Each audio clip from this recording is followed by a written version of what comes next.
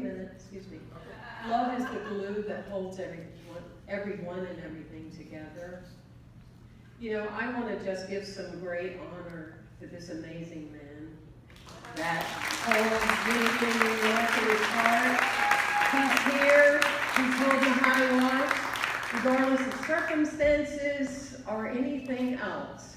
I want you to all stand with me. We're going to give him a blessing, okay? United in the Christ consciousness of the presence and power of life, the current leader of this amazing Unity of New York that satellites globally, that is heard as a beacon throughout the land, of a place where the homeless have homes, the children with broken dreams open their hearts, the people with talents soar like an eagle. Because of this place, and because of the grace and leadership that is led with Britt Hall and Lewis and the Board of Trustees and the chaplains and every person that meets and greets at the beginning of the door, may your abundance continue to be fulfilled. May your message be heard in a way that transforms humanity. And it's so, because it's unity, and that's the only way it could be. Love you so.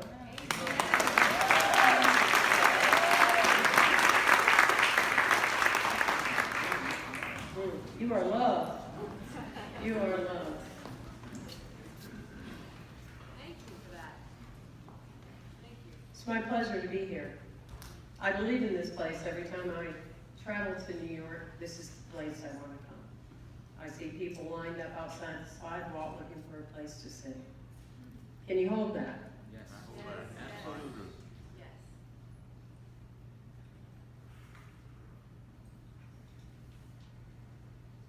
So there was a CEO, he was getting ready to retire.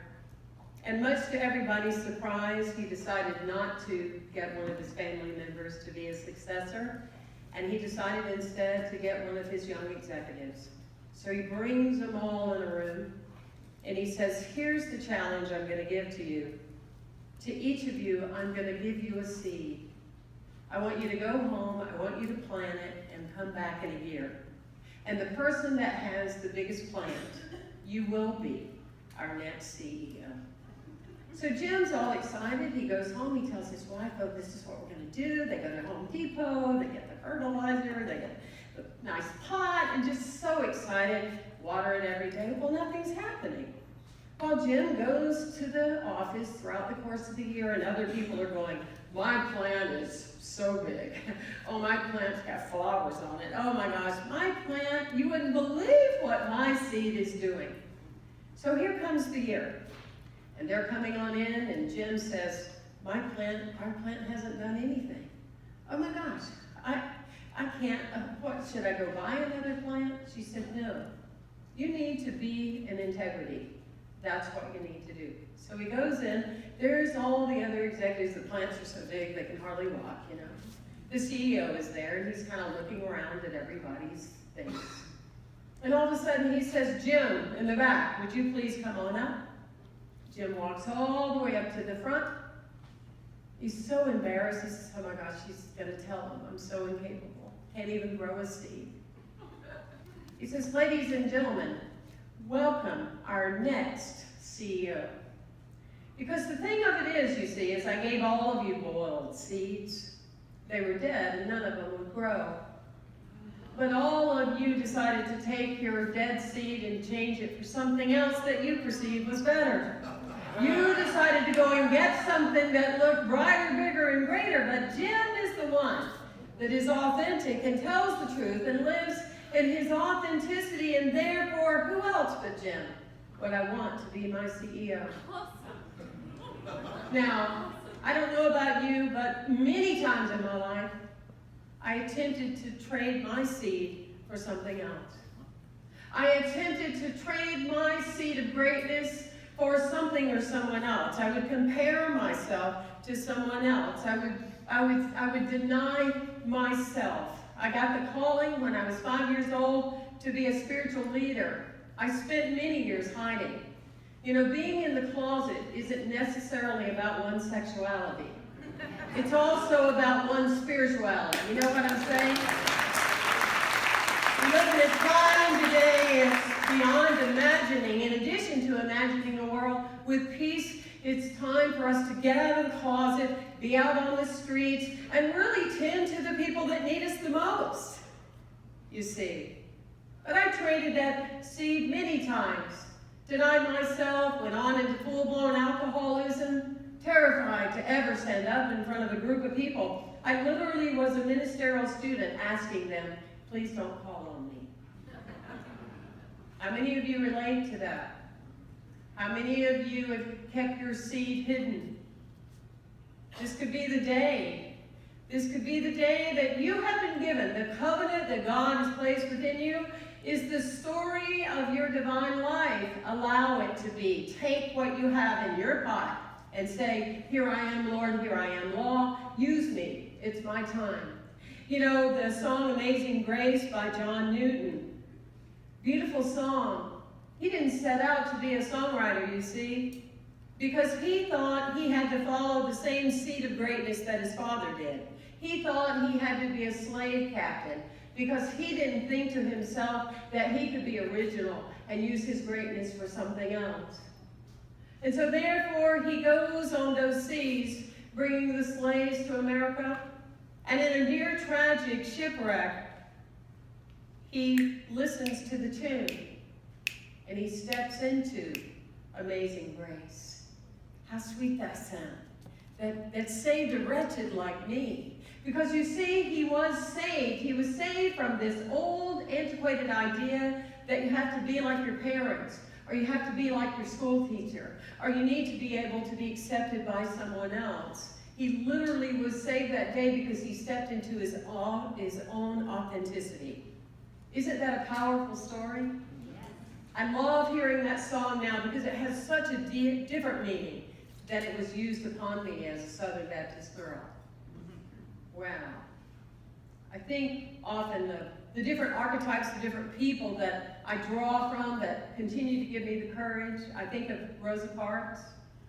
I think about on that day in Montgomery when she was therefore tired and weary. She would go on to say, you know, it wasn't so much that I got tired of giving in. But I think about her on that one day, just like any other typical day, that she was on the bus and they asked her to give up her seat.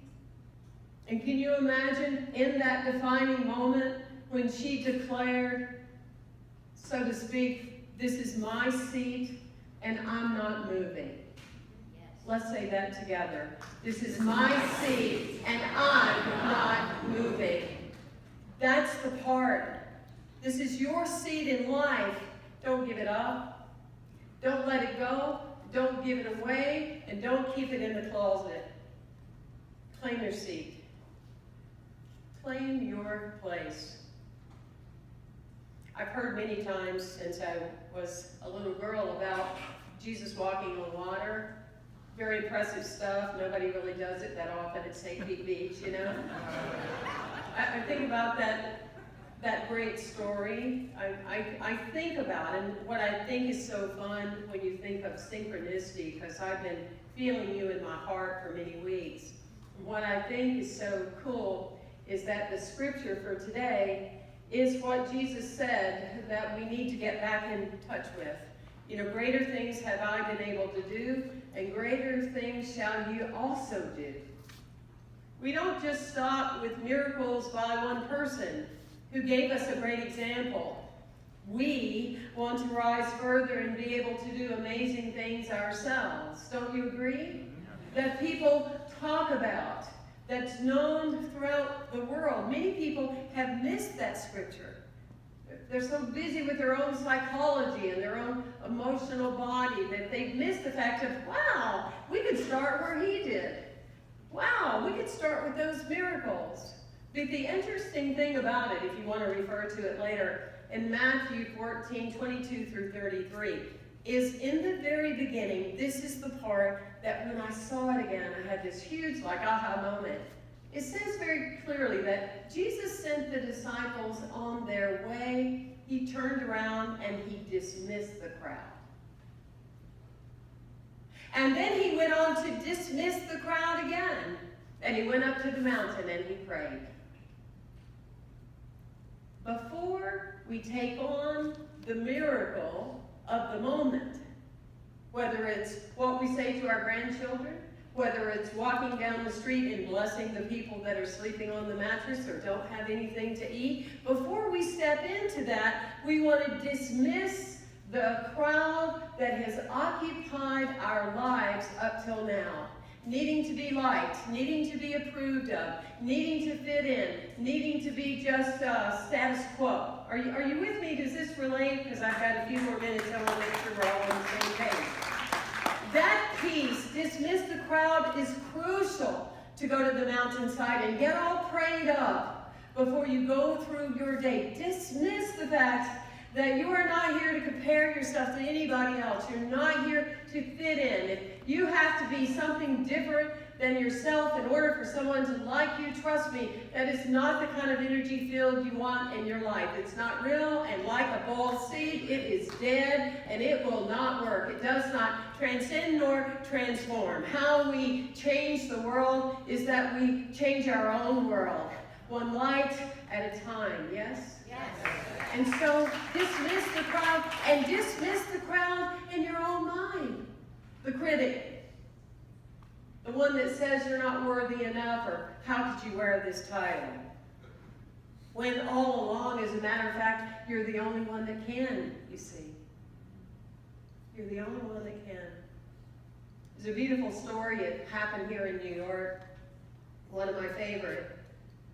Raymond Charles Barker, at the time, was meeting in a hotel, Science Mind Minister, Centers for Spiritual Living, you would probably know them as that today, and had about 2,000 people coming. And one day the manager said to him, need to meet you after. He said, you have colored people that are actually coming in the front door of the hotel, and we need that to change. We need that to change. I know, everybody stops and breathes when we say something like that. I'm like, can you imagine we even refer to people as colored people? I'm pink, you're gray, you're yellow. I mean, it's like ridiculous. But anyway, so that's another talk for another time. So the hotel manager says to Raymond Charles Barker, he says, yes, it is a problem. Is it a problem for you? And he said, no, it's not a problem for me. Today is our last day. Today is our last day. I'm not giving up my seat. Today is our last day. And he was really bold, holy bold. He walked out of there and he went, well, where am I going to see 2,000 people? So he goes home, he dismisses the crowd in his mind, he dismisses all that conversation. He goes into prayer, and Alice Tully gives him a call that same afternoon. She said, Raymond, I've been meaning to call you for quite some time. I have this beautiful place, this meeting hall, and I actually built it with you in mind. And I'm wondering, are you ever going to come and start meeting here?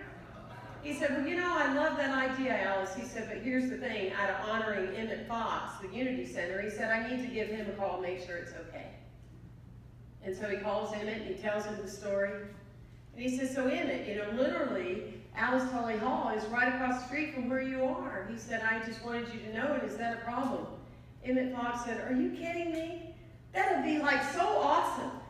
That way, when people get aggravated at one of us, they don't even have to take the subway. They just walk across the street. Or if they just want to do something new, they just walk across the street. People bold and brave and in that consciousness. Wow, what a great experience that is. Absolutely. We have to be in reality, and that is what Jesus said, to be in the world but not of the world. We want to be mindful of that because, we have a lot of chatter going on around us in social media about what the world is and what the condition of the world is. Well, to me, in Unity, I want to say what the world is just the same as I say what my conditions are, your conditions are. I don't want to be affirming that I live in a crazy world or a dumb world or where's the world going. I don't think any of us ought to be doing that. I think we need to hold this idea, this consciousness that we live in a world that is shifting to something greater, that it's in the midst of a new birth. Can you hold that with me? Can you hand me that, maybe? Can you hold that with me? Because it's very, very, very, very powerful. You know, my childhood friend, I was visiting with her in the Carolinas, and she had this new car, and her clock didn't, she hadn't been able to reset her clock, and I went, oh, I can do that. You know, while you're in there doing something else, give me your manual, and I'll take care of it. Don't you worry, I know I can do it really, really quickly. So I go out there, and I look in the manual, and it's alphabetized clock. It says clock, page 8, page 17, page 116, page 123. See clock. Beautiful. I thought this is easy enough. So I go to page 8, and there's a picture of the clock. It says, this is the clock. To see clock on dashboard, go to page 17. I think this is going well. I go to page 17. I'm still looking. I find a picture of the clock. I find a picture of the dashboard. To know more about the clock, go to page 58. There you go. Here you go. Here you go. I keep looking. I keep looking. It's in the manual, you see. It's in the manual, but have you ever seen anything so complicated in all your life? You see, people say unity is complicated. There is nothing complicated about understanding that there is a law of life. It is a law that is always working. Even people that say it isn't working, it works for them by not working. Universal law is as easy as following the directions on GPS or Waze or whatever connection one has on their phone, that navigating system. It is when we refuse to listen to the navigation system that actually life becomes kind of interesting and kind of hard and kind of more, interesting in that way. The understanding of unity is the ability to know that it's the beginning of every breath of every day is that we are God's beloved with whom God is well pleased. I will be teaching unity in some way till my absolute wick goes out. God is the candle and we are the wick. The candle gets all the credit, right? But as that idea, as that identity, I will be speaking unity until my last light goes out, until my last breath goes out. You might wonder why. You might ask me why. Why? Now that you asked me, yes, I'd be glad to tell you that. See how easy that was? Because I was dying inside. Because I was 13 and a half when my grandmother, the love of my life, told me she was sorry she wasn't going to see me in heaven. Because she knew that I was different sexually and different spiritually. That stayed with me a very long time. I hadn't even gotten my driver's permit at that point, And so in that space, I carried that with me for a long time. A long time. Instead of a series of events happening, and I wound up at this corporation, and this guy says, you know what, you need to go with me to Unity. I walk into Unity, I take my seat, and I hear for the first time, you are God's beloved, with whom God is well pleased. Let's say that together. I am God's beloved, with whom God is well pleased. What else is there to know? We don't need to complicate it with a manual.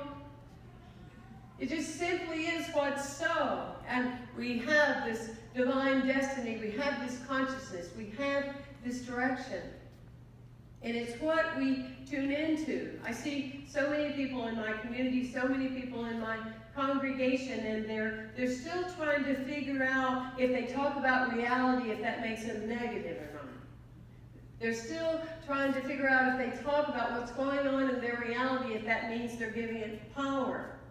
And I always say to them, it's not just what you say, it's the vibration that you hold that you want to take you to a new place, you see.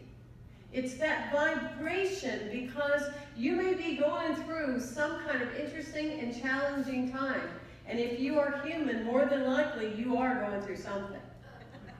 I mean, one would think. Is that a safe assumption? Anybody want to raise your hand on that? For those of you introverts, just do your elbow. I still see you. Yeah, of course. We're always going through something. We're looking for a new place to live, or or we're, we have a new child and we're understanding that and learning what is the best way, or we are looking to increase our abundance in some way, or we are a certain age and we're processing that, because all around, people are constantly telling you you're older and you need this bill and you need that and you need that and you need that. And you go, all I need is the presence of God. Right? That energy, that life force, that vibration is like, do not be pulling that old card on me. Aging is inevitable. Being old is a choice. Yes? Do not be putting that on me. No. Like all of you energetic people in New York, when I leave, I want only my socks to be left on the stage. There you go. Right? Just vibrate on out. But we all have this capacity. Unity doesn't say things in life aren't going to happen to you. Unity says more than likely things in life will happen to you, but you decide if they last in your life for 15 minutes, 15 months, 15 years, or to your afterlife, because that's your choice. You see, we choose how long an event will last in our lives. Every now and then, when I'm in my, putting it all out and figuring it and analyzing, and I just stop. I just stop and I go, wait a minute. Is this going to make my eulogy speech?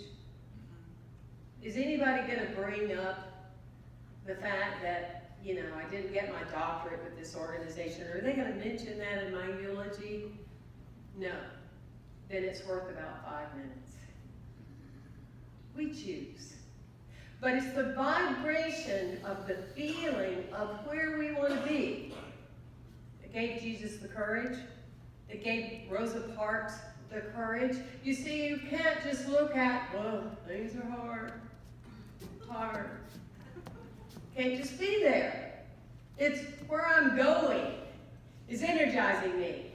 I don't see it yet. It's right around the corner somewhere yet. I don't know how it's going to work out yet, but I'm exhilarated by it because I'm in that vibration of where I want to be, not the old vibe of something that I already know, you see.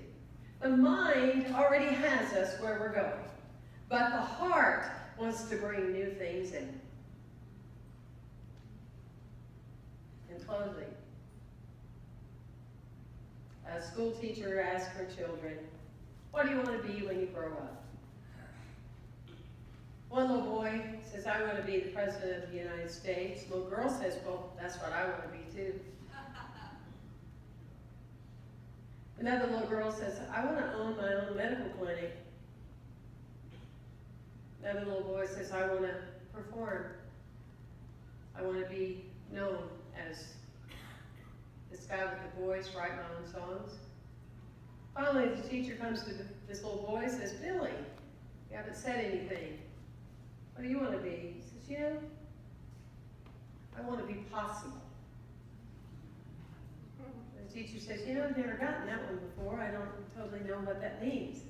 He says, well, my mama, she's always saying I'm impossible. I just want to be possible. I just want to be possible.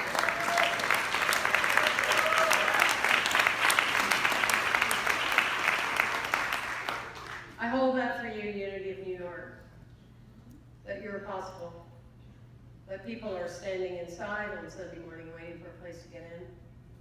I hold for you all the stories they're going to be saying about you throughout our movement. I hold for each of you the story that whatever you brought on your heart this morning, for you to know that you are possible, but use your own seed to get there.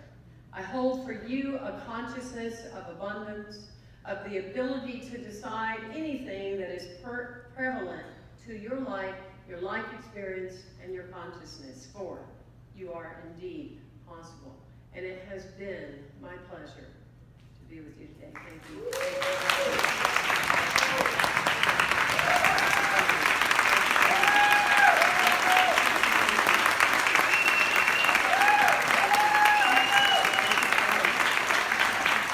Reverend Temple, please. Thank you.